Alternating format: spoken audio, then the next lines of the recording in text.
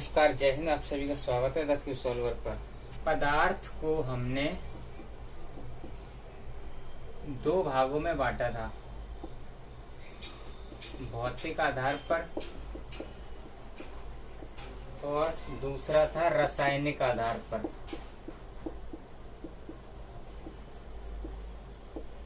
अब भौतिक आधार पर हमने किस में बांटा था? ठोस, द्रव और गैस। वही रासायनिक आधार पर हमने किस किस में बांटा था? तत्व, यौगिक और मिश्रण। अब हम पदार्थ के भौतिक आधार पर चर्चा करते हैं। ये हमारे पास कुछ अलग अलग तरह के बर्तन हैं। जैसे मान लीजिए ये एक बड़ी सी बाल्टी है,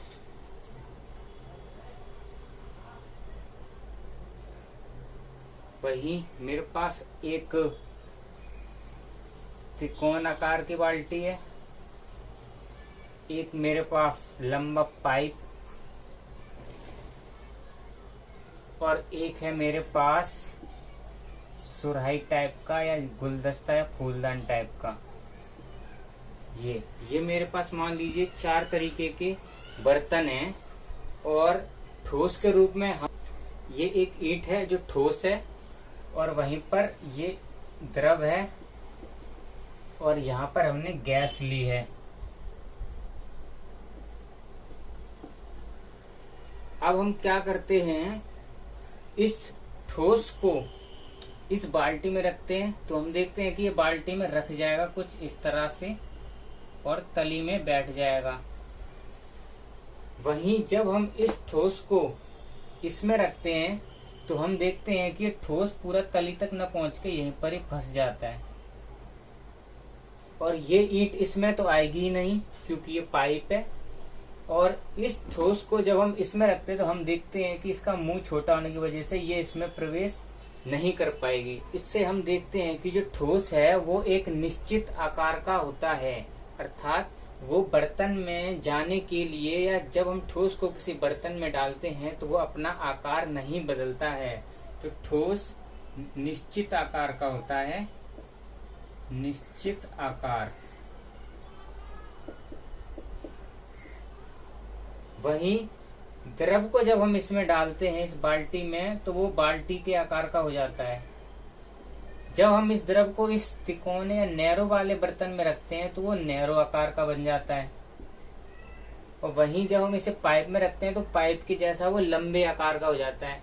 और वहीं जब हम इसे इस फूलदान वाले में रखते हैं तो हम देखते हैं कि जैसे ही पानी इसमें प्रवेश करता है तो सबसे पहले तो वो इस पाइप के आकार का बनता है, और फिर उसके बाद जब वो इस बर्तन में प्रवेश कर जाता है तो फिर वो गोलाई के आकार का या बर्तन के आकार का हो जाता है। तो द्रव जो होता है ये निश्चित आकार का नहीं होता, यानी कि इसका अनिश्चित आकार, अनिश्चित आकार। अब जो गैस होती हैं, गैस जिस बर्तन में भी रखोगे वो उसी बर्तन के शेप की हो जाती हैं, उसी बर्तन का आकार ले लेती हैं। तो ये भी क्या होती है? गैस अनिश्चित आकार, अनिश्चित आकार। जब हम इस ईंट को इस बाल्टी में रखते हैं तो वो जितनी जगह घेरती है वो उसका क्या कहलाएगा? आयतन। तो वो जितनी जगह घेरती है वो क्या कहलाएगा? उसका आयतन। तो उसने जितनी जगह इस बाल्टी में घेरी, फिर हम इस ईंट को इस नैरो बर्तन में रखते हैं तो हम देखते हैं कि जितना आयतन उसका इस बाल्टी में था, यानी कि जितनी जगह उस ईंट ने इस बाल्टी में घेरी उतनी ही जगह वो इसमें भी घेरेगी। तो हम कह सकते हैं कि जो ठोस होता है उसका निश्चित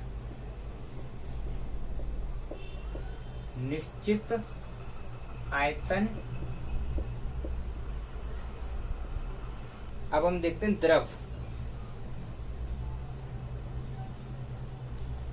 जब हम द्रव को इस बाल्टी में डालेंगे तो हम देखते हैं कि द्रव ने इतनी जगह यहाँ घेरी। जब इसी द्रव को हम पलटकर इस बर्तन में डालेंगे तो हम देखेंगे कि द्रव ने यहाँ तक जगह घेरी। जब इसी को हम इसमें डालेंगे तो हम देखेंगे कि इसने यहाँ तक जगह घेर ली। और जब इसी को पलट के इसमें डालेंगे तो हम देखेंगे कि इसने सिर्फ इतनी ही जगह घेर पाई।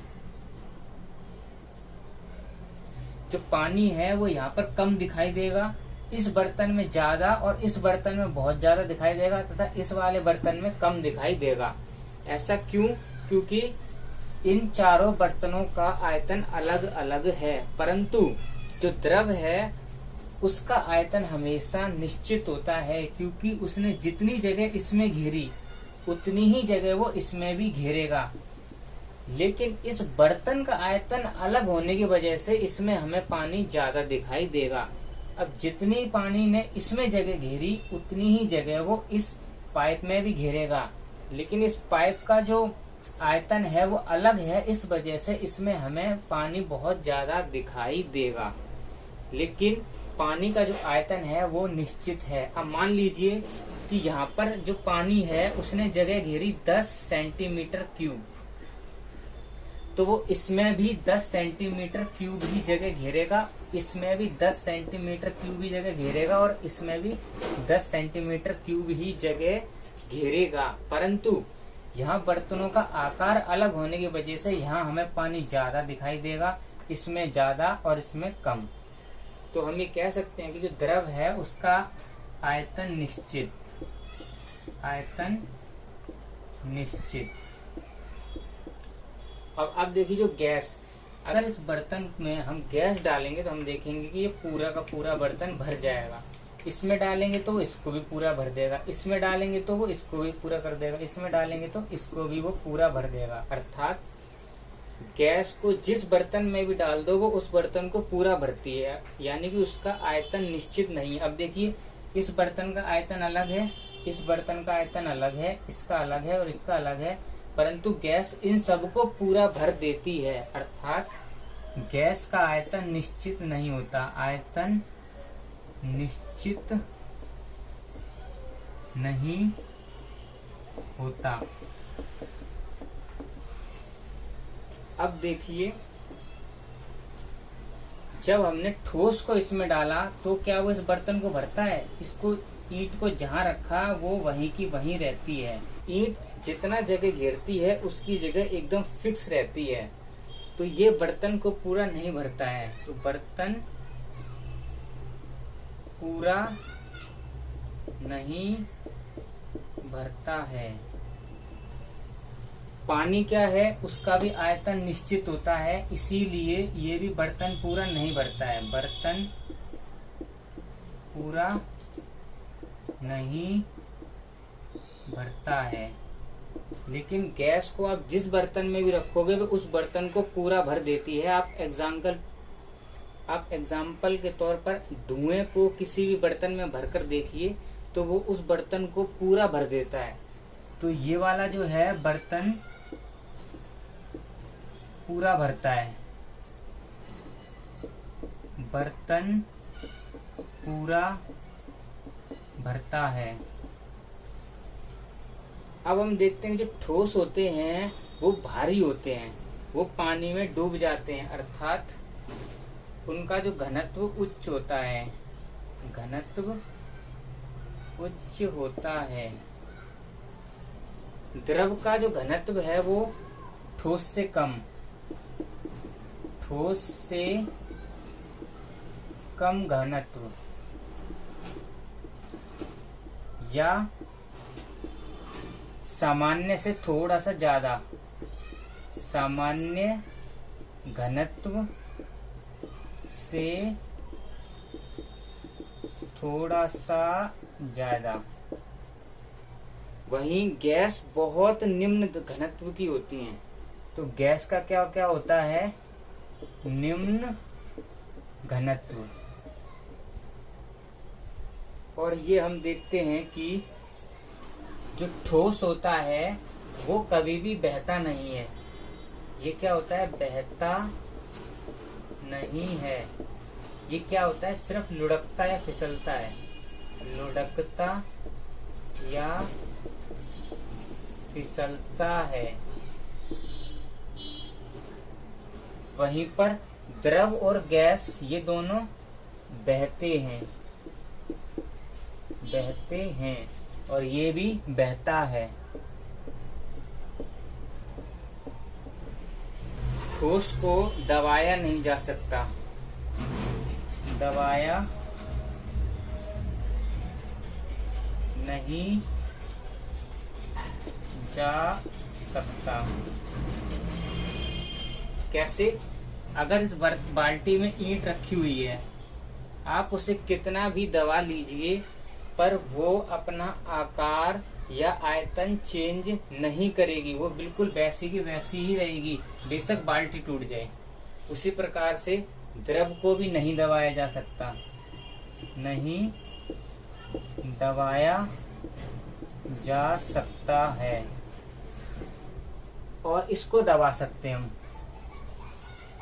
अब देखिए इसको कैसे दबा सकते हैं आप। एक गुब्बारे में आप हवा भरिए और धीरे धीरे आप गुब्बारे को दबाते जाइए, यानी कि जब आप गुब्बारे में हवा भरते हैं तो आप उसमें आसानी से उंगलियों को गढ़ा सकते हैं या फिर उस गुब्बारे को दबा सकते हैं। तो अर्थात इसको दबाया जा सकता है, दबाया जा सकता है।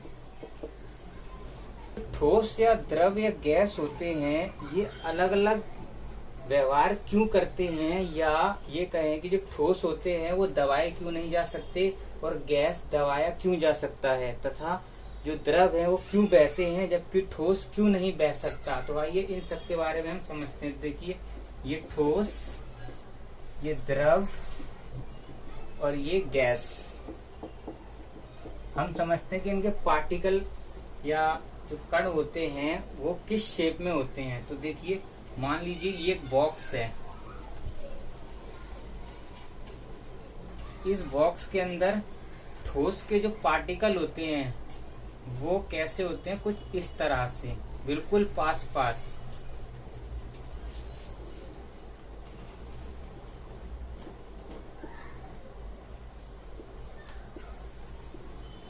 ये ठोस के कण जो होते हैं वो कुछ इस तरह से रहते हैं। मान लीजिए जैसे कोई बिस्कुट का बड़ा पैकेट, उसके अंदर पैकिंग, यानी वहीं जो द्रव होता है उसके जो कण होते हैं वो कुछ इस तरह से रहते हैं।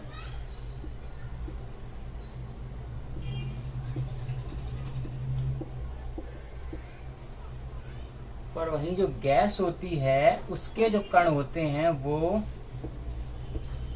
इस तरह से रहते हैं। तो यहाँ हम साफ देख सकते हैं ठोस के जो कण है वो बहुत आपस में चिपके हुए हैं, वहीं जो द्रव के कण हैं इनके बीच में काफी थोड़ी जगह है, वहीं गैस के कण पूर्ण रूप से खुले हुए हैं। इसी कारण ठोस क्या होते हैं, इन्हें दबाया नहीं जा सकता क्योंकि इनके बीच में गैप बिल्कुल ना के बराबर है, बहुत कम है। ठोस में भी और द्रव में भी जो गैप होता है वो ठोस से थोड़ा सा ज्यादा होता है, लेकिन गैस के जो पार्टिकल, जो कण होते हैं, उनके बीच में जो गैप या रिक्त स्थान होता है वो बहुत ज्यादा होता है। तो यहाँ पर हम देखते हैं कि ठोस के जो कण होते हैं, ठोस के कण रिक्त स्थान कम, रिक्त स्थान कम,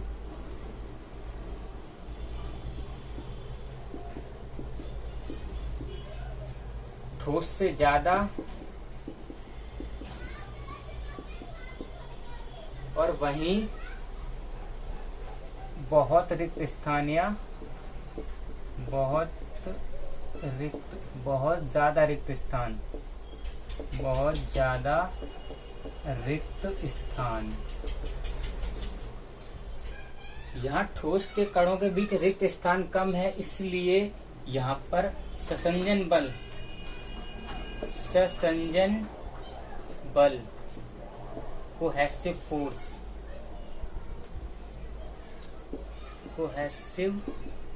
फोर्स ज्यादा होगा, या ये कहूं कि आकर्षण बल ज्यादा, या आकर्षण बल ज्यादा, यहाँ पर ठोस से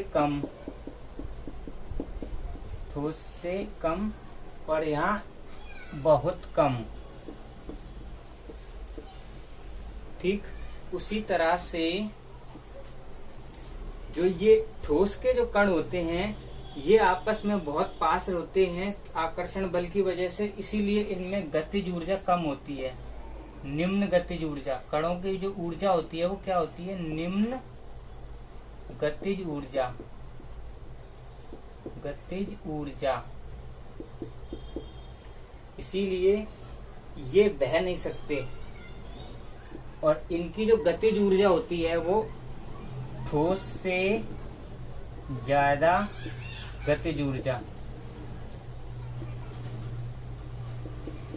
और गैस के जो पार्टिकल होते हैं, जो कण होते हैं, उनकी गतिज ऊर्जा बहुत ज्यादा होती है, उच्च गतिज ऊर्जा। यही कारण है कि ठोस जो है वो अपना शेप, आकार नहीं बदल सकते, उनका आयतन निश्चित होता है तथा ये बह नहीं सकते। जबकि ये बह सकते हैं, वहीं ये आराम से बह सकते हैं, इन्हें दबाया भी जा सकता है, क्योंकि देखिए इनके बीच में बहुत ज्यादा रिक्त स्थान होता है। तो जब हम इस पर दाब लगाएंगे तो ये कण धीरे धीरे अपनी ऊर्जा खोते जाएंगे और धीरे धीरे एक दूसरे के पास आते चले जाएंगे। एक प्रश्न है, ठोस ज्यादा क्यों होता है? देखिए जो ठोस होता है, ठोस के जो कण होते हैं वो आपस में बहुत पास रहते हैं, तो उनके बीच में आकर्षण का बल बहुत ज्यादा होता है, इस वजह से उनका घनत्व बहुत ज्यादा होता है। ठोस के कणों के बीच आकर्षण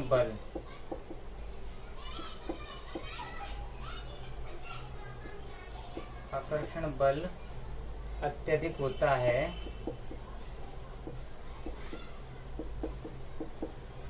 तथा रिक्त स्थान नहीं होता है या बहुत कम होता है। इस वजह से जो ठोस होता है उसका घनत्व ज्यादा होता है।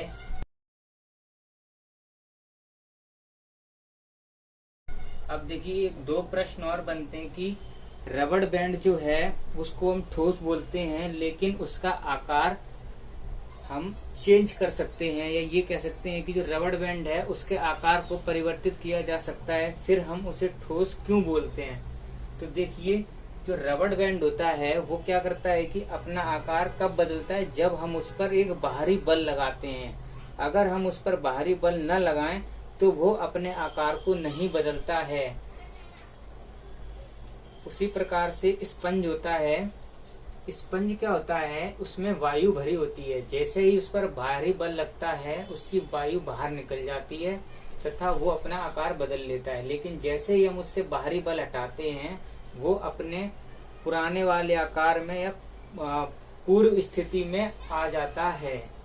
लेकिन जो द्रव होता है और गैस होते हैं, इन पर हम कभी भी बाहरी बल नहीं लगाते हैं, ये स्वयं से अपने आप से ही अपना आकार बर्तन के हिसाब से बदल लेते हैं। ये देखिए ठोस के कण हैं जो बहुत ज्यादा पास हैं, या फिर इनके बीच का कोहेसिव फोर्स, आकर्षण बल बहुत ज्यादा है। ये द्रव के कण हैं, ये गैस के कण हैं। अगर हम इन तीनों के नीचे एक बर्नर लगा दें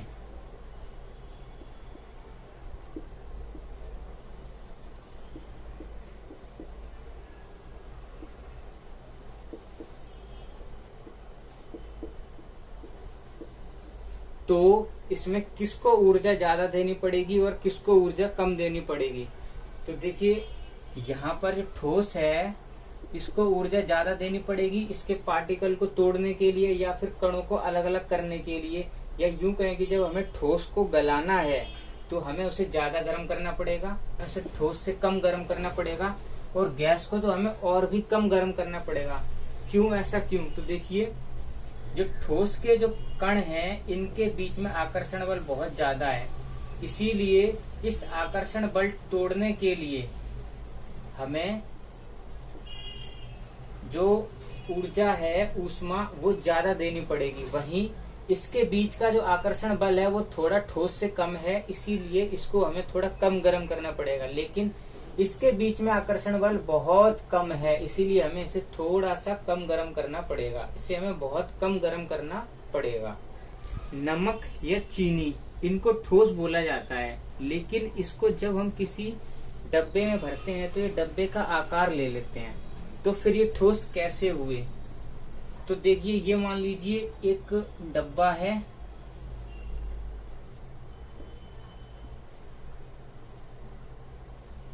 इसके अंदर ये चीनी के पार्टिकल भरे हुए हैं।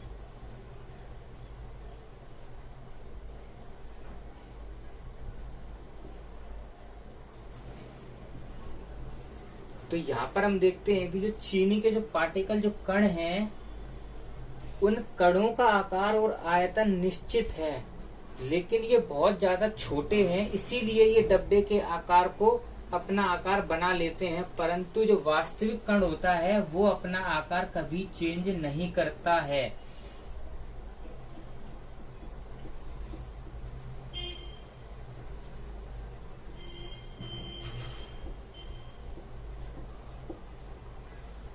ये देखिए गैस है और ये गैस के कण हैं। अब गैस के कणों में क्या क्या प्रॉपर्टी होती है? एक तो बहुत ज्यादा रिक्त स्थान होता है, बहुत ज्यादा रिक्त स्थान। और क्या प्रॉपर्टी होती है? घनत्व कम, और दबाया जा सकता है।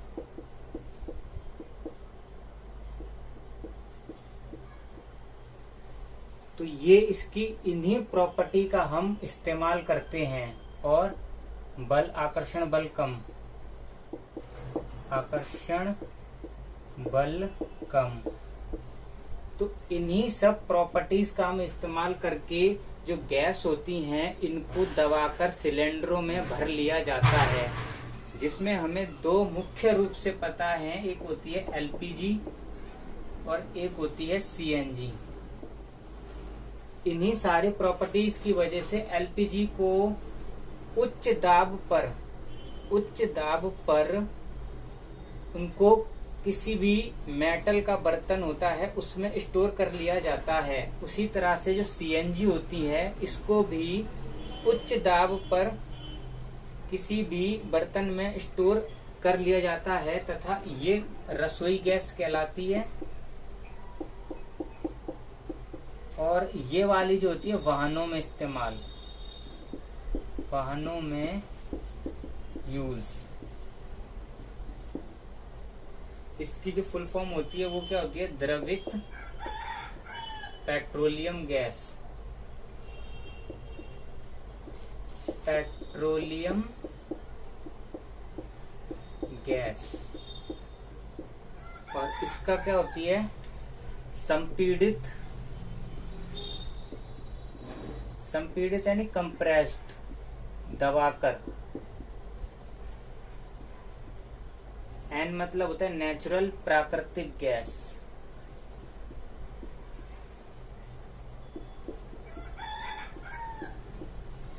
अब यहाँ पर एक सवाल है, जब एलपीजी को सिलेंडरों में भरा जाता है, ये मान लीजिए एक सिलेंडर है,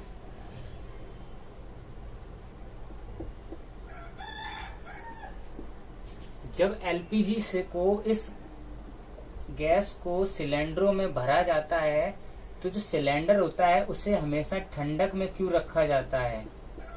उसके हमेशा उसे एक फ्रीजर में क्यों रख के इसको गैस भरी जाती है? ये मान लीजिए एक फ्रीजर है, तो जो एलपीजी गैस है वो सिलेंडरों में भरते वक्त सिलेंडर को हमेशा बहुत ठंडा क्यों रखा जाता है?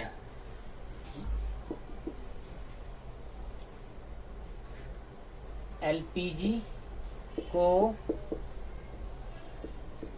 भरते समय सिलेंडर बहुत ज्यादा ठंडा क्यों रखा जाता है। पहले तो समझते हैं कि जो एलपीजी जो गैस होती है, कोई भी गैस, उनके कणों के बीच में रिक्त स्थान बहुत कम होता है, लेकिन गति ऊर्जा, इनकी जो ऊर्जा होती है वो बहुत ज्यादा होती है। ऊर्जा बहुत ज्यादा ही होती है। जब इन कणों को हम दबाते हैं तो ये क्या करते हैं, अपनी ऊर्जा को रिलीज करते हैं, यानी ऊर्जा छोड़ना शुरू कर देते हैं। कहीं उसी ऊर्जा की वजह से सिलेंडर में ब्लास्ट ना हो जाए, ये फट ना जाए, इसीलिए हम क्या करते हैं कि बाहर से ठंडक लगाकर, बाहर से ठंडक देकर इन पार्टिकल्स की जो ऊर्जा होती है उसे अब्जॉर्ब करते हैं, ताकि सिलेंडर जो है वो फट ना जाए। और यह वीडियो संपन्न हुई।